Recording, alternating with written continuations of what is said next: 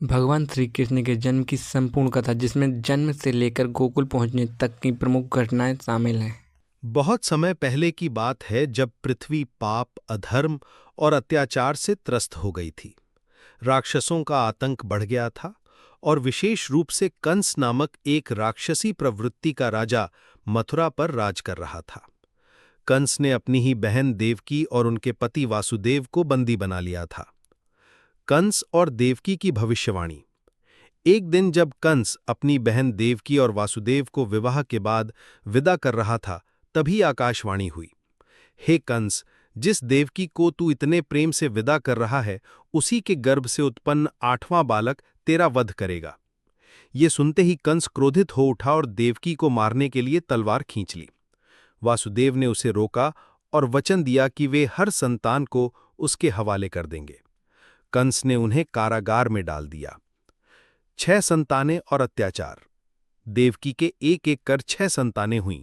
निर्दयी कंस ने सभी को जन्म लेते ही मार डाला। 7वीं संतान बलराम थे, जिन्हें योगमाया ने रोहिणी के गर्भ में स्थानांतरित कर दिया। 8वीं संतान के रूप में भगवान विष्णु ने श्री कृष्ण के रूप में जन्म लेने का संकल्प लिया। अष्टमी की रात श्री कृष्ण का जन्म।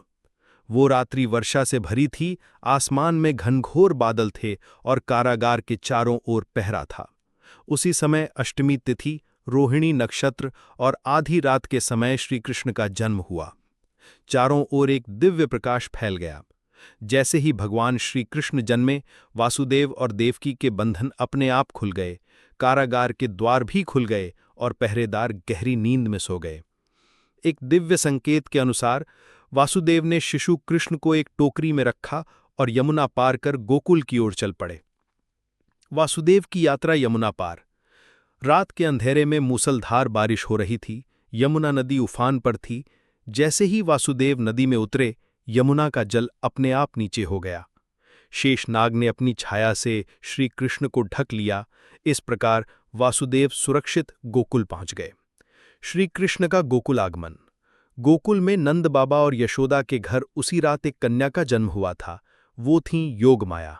वासुदेव ने श्री कृष्ण को यशोदा के पास सुला दिया और कन्या को लेकर मथुरा लौट आए। वापस पहुंचते ही द्वार फिर से बंद हो गए और पहरेदार जाग गए। कंस को जब कन्या के जन्म की सूचना मिली तो उसने उसे भी मारना चाहा, लेकिन वो कन्या आकाश में उड़ गई और बोली, हे कंस, तेरा विनाश करने वाला तो कहीं और जन्म ले चुका है। कंस की घबराहट और श्री कृष्ण की लीला का प्रारंभ। कंस घबरा गया और भगवान श्री कृष्ण को ढूंढने के लिए अनेक राक्षसों को गोकुल भेजा, लेकिन हर बार श्री कृष्ण ने अपने बाल स्वरूप में ही उनका संहार किया। गोकुल, वृंदावन, नंदगांव में उन्होंने अनेक लीलाएं की, जैसे पूतना वध, शक्टासुर वध, कालिया नाग मर्दन, गोवर्धन पूजा आदि। निष्कर्ष: श्री कृष्ण का जन्म केवल एक बालक का जन्म नहीं था, बल्कि ये धर्म की स्थापना, अधर्म का नाश और प्रेम, भक्ति और करुणा की पुनः स्थापना का आरंभ था। उनका जीवन हमें बताता है कि सत्य चाहे कितना भी दबा हो, वो अंततः विजयी होता है।